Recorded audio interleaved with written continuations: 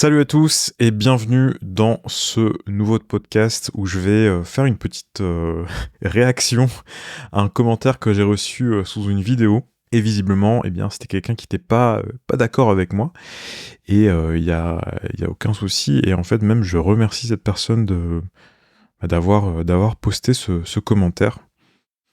Et pour vous donner un peu le contexte, en fait, ça faisait suite à une phrase que j'avais dite en introduction de la vidéo, à savoir, dans le jazz, il faut copier. Alors bien sûr, il y avait un petit côté provocation dans cette phrase, mais on va revenir là-dessus et je pense que ça va nous amener à un sujet qui est vraiment essentiel si vous vous intéressez au jazz, à l'improvisation. Donc dans ce commentaire, en substance, la personne disait « Dans la variété et le classique, on peut copier. Par contre, dans le jazz, non. » Alors, juste petite parenthèse, j'ai pas vraiment compris pourquoi dans le classique et la variété, on pourrait copier et dans le jazz, non, mais... Enfin, si, je comprends. En grosso modo, ça veut dire que le classique et la variété, c'est écrit, donc on reproduit ce qui est écrit ou ce qui est composé, à l'inverse du jazz, où on improvise donc idéalement chacun ses propres phrases. Maintenant, il y a pas mal d'artistes de variété ou dans le classique qui vont vous dire bien évidemment que l'interprétation ou justement l'individualité est telle que finalement il n'y a pas de copie. Mais bon, là je m'éloigne un peu du sujet. On va revenir au jazz et moi ça m'a fait penser en fait à un article que j'avais lu de Brad Mehldau, donc le pianiste, il y a des années de ça, où il parlait de ce sujet en question. Donc en préparation de ce podcast, j'ai essayé de retrouver l'article, je ne l'ai pas retrouvé, mais ça m'a tellement ça m'a tellement intéressé comme sujet que j'ai découvert que Brad Mehldau avait écrit un livre qui s'appelle Formation, et je suis en train de le lire d'ailleurs. Donc bon, c'est assez long, là, je le lis au format numérique, sur une liseuse. Et bon, j'ai pas encore terminé le livre. Peut-être que j'en ferai un podcast ou une vidéo, parce que c'est assez intéressant. Mais en tous les cas, il explique ce qu'il expliquait déjà dans cet article que j'ai lu il y a des années. Et je vais maintenant vous lire en tout cas la phrase qu'il utilise. Il dit que dans le jazz, il faut d'abord transcrire, puis copier mot à mot. Donc en anglais, il utilise le mot verbatim. Enfin, pas qu'en anglais d'ailleurs ce mot, c'est pas qu'en anglais d'ailleurs que ce mot existe. Copier mot à mot, puis assimiler. Donc transcrire, copier mot à mot, puis assimiler. Donc, dans le jazz, avant d'improviser, selon Brad Mehldau, c'est crucial de transcrire. Donc transcrire, ça peut être écrire la phrase, mais ça peut être aussi juste la comprendre en fait. Copier mot à mot. Donc c'est un petit peu comme un peu l'attitude qu'on aurait avec une pièce classique, c'est-à-dire on essaie vraiment de reproduire les accentuations, le rythme, même le fil du musicien, parce que c'est peut-être ce qui est le plus important et ce qui est aussi le plus difficile à internaliser dans le jazz, puisque c'est lié notamment au rythme.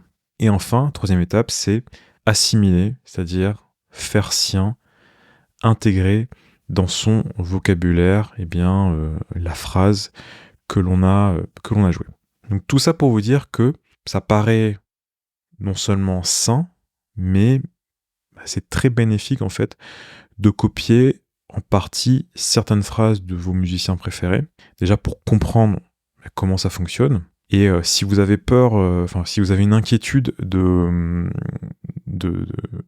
à savoir de vous dire, si je relève trop ce musicien, est-ce que je vais pas finir par sonner comme lui ? Eh bien, en fait, c'est très très rare, même avec les meilleurs efforts du monde, d'arriver à sonner exactement comme un artiste que vous avez relevé. Ça arrive, mais si vous relevez une phrase ou deux de Wes Montgomery, j'ai presque envie de vous souhaiter de sonner comme lui, parce que même après avoir relevé des solos, même plusieurs solos, ça reste quand même très très compliqué de se mettre à jouer comme Wes Montgomery. Pour continuer sur l'article de Brad Mehldau, donc là c'est un peu les souvenirs que j'en ai, mais j'avais une image qui m'avait marqué. c'était l'image d'input et d'output. Et alors je sais plus si vraiment il utilisait ça comme image, mais moi j'imaginais une sorte de table de mixage, ou une table ou une carte son, ou peu importe. Vous voyez, avec différents inputs et outputs. Et en fait, les inputs, c'est les transcriptions. Et l'output, c'est ce que vous produisez après, et c'est votre façon de jouer quelque part. Et selon Brad Mello, dans cet article, il disait c'est important de multiplier d'abord les inputs un maximum avant de pouvoir produire, avant de pouvoir faire vraiment quelque chose qui est personnel.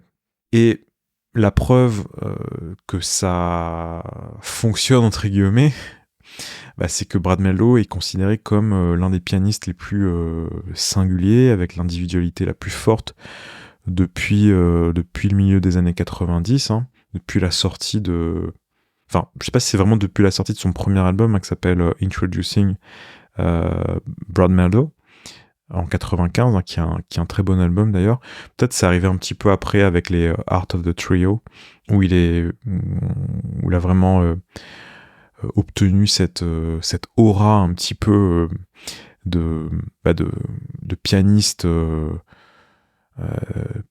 génial, etc. Un petit peu le nouveau Keith Jarrett, etc. Des fins des années 90. Mais voilà, malgré cette image, eh bien, c'est quelqu'un qui a beaucoup relevé de solo. Et toujours en préparant ce podcast, j'ai lu un article de blog de quelqu'un qui avait assisté à une masterclass de Brad Meldo, et où il disait justement que Brad Meldo transcrivait encore, et qu'à l'époque, il venait de transcrire un solo de Bud Powell.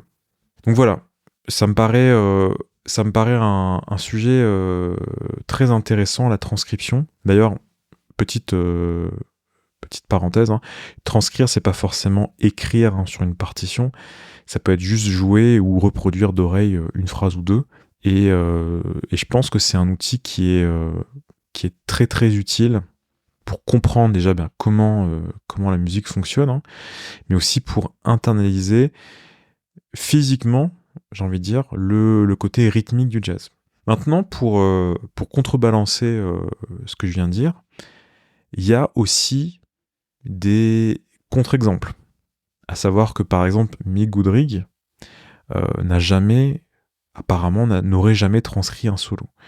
Donc, un de mes profs était élève de Mick Goodrich à Berklee, et il m'avait dit un jour, et je m'en souviens, que Mick Goodrich avait toujours refusé de relever un solo. Alors, visiblement, il aurait relevé des bouts de phrases ou quelques notes par-ci par-là, mais un solo note pour note, il s'est toujours refusé à le faire. Apparemment, Jim Hall aussi aurait relevé qu'un seul solo de Charlie Christian. Il n'aurait pas poursuivi après. Voilà, il y a différents... il y a plusieurs exemples quand même de musiciens qui ont finalement soit pas relevé, soit peut-être relevé un solo maximum, et puis voilà. Donc chacun est différent par rapport à ça, mais globalement, ça reste quand même une minorité, les musiciens qui ont relevé aucune phrase. Voilà, c'est quand même assez rare, même si ça existe. Et puis, les musiciens qui ont relevé peut-être un solo ou quelques phrases, ça par contre, il y en a beaucoup plus. Mais on a aussi des musiciens qui continuent encore à relever des solos. Par exemple, il y a Brad Meldo, mais il y a aussi Mag Stern, qui apparemment est quelqu'un qui continue à relever des phrases, etc. Et puis pareil, Mag Stern, c'est quand même quelqu'un qui a sa propre patte, sa propre identité. Et pourtant, voilà, il relève des phrases, et je pense que ça lui donne, ça le nourrit d'une façon ou d'une autre. Donc voilà pour ce podcast. Moi, ce que j'ai envie de dire pour conclure, c'est si vous n'êtes pas satisfait de vos phrases, ça peut être une bonne idée de transcrire un solo, une partie d'un solo, ou quelques phrases, et puis d'essayer de comprendre comment ça fonctionne, comprendre quelles sont les notes qui sont utilisées, Essayez aussi de copier un peu le côté rythmique de ce musicien que vous avez reproduit, et ça peut quand même pas mal vous aider. Donc, bien évidemment, ça veut pas dire que juste en relevant des solos, vous allez vous transformer en Wes Montgomery, ou même à l'inverse que si vous relevez trop de phrases, vous allez sonner comme exactement une copie de tel ou tel musicien. Ça, je pense que c'est vraiment quelque chose qui est au cas par cas. C'est pour ça que, en fonction de votre propre ressenti, ça peut être une bonne idée d'explorer ça. Mais en tout cas, pour ma part, voilà, transcrire, c'est quelque chose que je trouve absolument fascinant. Et c'est pour ça que je le propose de plus en plus, notamment sur la chaîne secondaire, hein. D'ailleurs, si vous voulez vous lancer dans la transcription, ou du moins dans le fait de jouer quelques phrases, hein, de copier des phrases, hein, eh bien, vous pouvez vous appuyer sur ces vidéos-là. Vous pouvez peut-être tout simplement prendre la vidéo, écouter le passage, si ça vous plaît, essayez de le relever vous-même d'oreille, et puis ensuite de vérifier, de comparer avec ce que moi j'ai pu faire, notamment en termes de doigté, et puis en termes d'explication aussi. Et après, pourquoi pas, si vous le souhaitez, eh bien d'aller écrire des variations de cette phrase qui vous seront personnelles, et puis qui vous permettront aussi d'assimiler tout simplement ce vocabulaire. Voilà, et bien j'espère que cette petite discussion vous aura aidé.